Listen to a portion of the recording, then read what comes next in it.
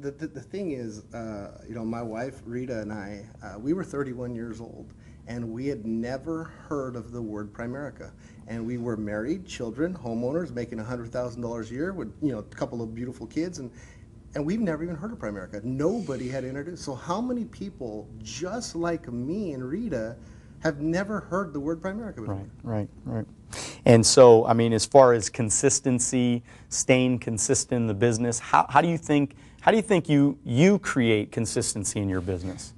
You know what? I think, I mean, the way I've always created consistency is I wake up, I do the same routine every single day. And it's not something that people have never heard of before, because if you have a job, you wake up at 7 o'clock, you grab your coffee, you get dressed, you punch in at 8 o'clock, you start your routine. It just becomes a routine. Well, in Primerica, I think the pitfall for a lot of people is they don't create a routine, so they kind of shoot from the hip. And they don't have a routine on a daily basis.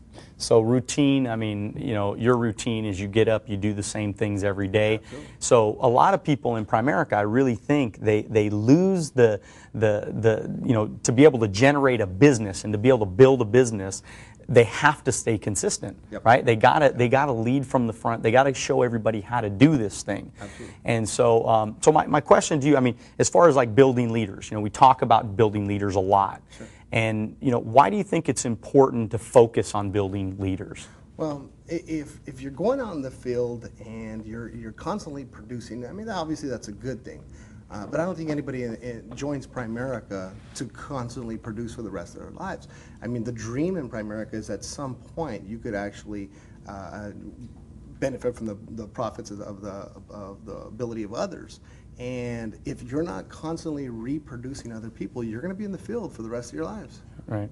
Yeah. And that's kind of a scary thought, huh? Absolutely. Because, I mean, for me at least, I've absolutely made it my life's work to build leaders.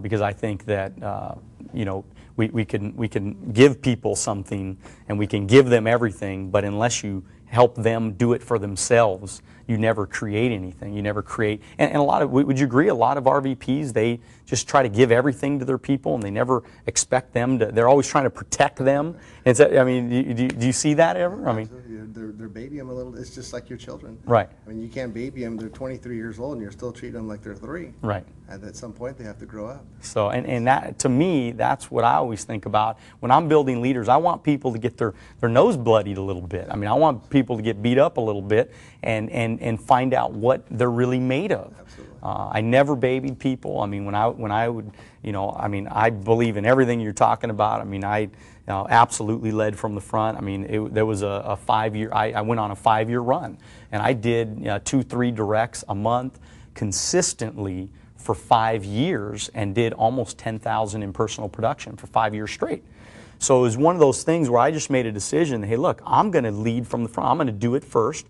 Because how the heck, I mean, think about this, Chuck. I mean, how the heck am I ever going to get my guys to go do something that I, like, you know, I'm not going to whip them to go do it, right? I mean, I got to say, okay, watch me, right? I'm going to show you, right? You follow me. Let's go do it together, right? Absolutely.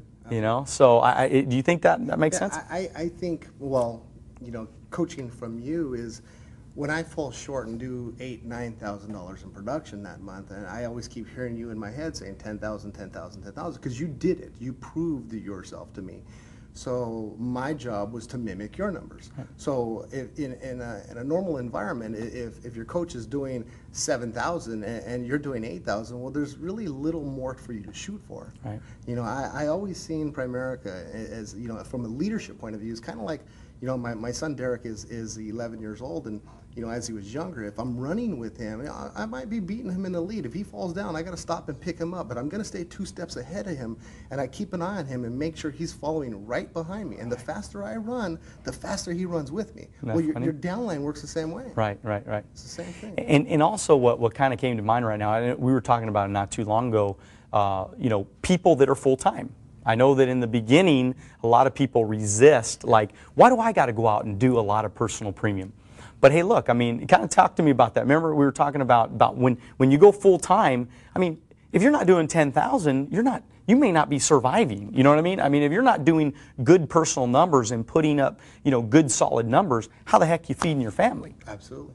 Absolutely. Well, I look at the contract that we have. I mean, 95% at even at a $10,000 personal production. If you're at a 95% contract and you get the 20% bonus, you're easily making $10,000 per month on your own pin without a team. I think if you're going to be an RVP, maybe if you're not doing the $10,000 a month, at least you have to have the ability to do that, Right. just in case. Right. The only person you can rely on in Primerica is you. That's it. Not your downline, not your sideline, not your upline, is you. So if you have the ability to do $10,000 a month, then this thing is very secure, Right. and that's what people's looking for. Well, think about people that just go full-time. I mean, if you're a district leader or a division leader going full-time, if you're not doing good personal numbers, how the heck are you surviving? I mean, the spread on a 50 and 60% is only, if you're a division and you got a district leader, your only spread is 10%. Yep. So is that almost like financial suicide, would you agree? I mean,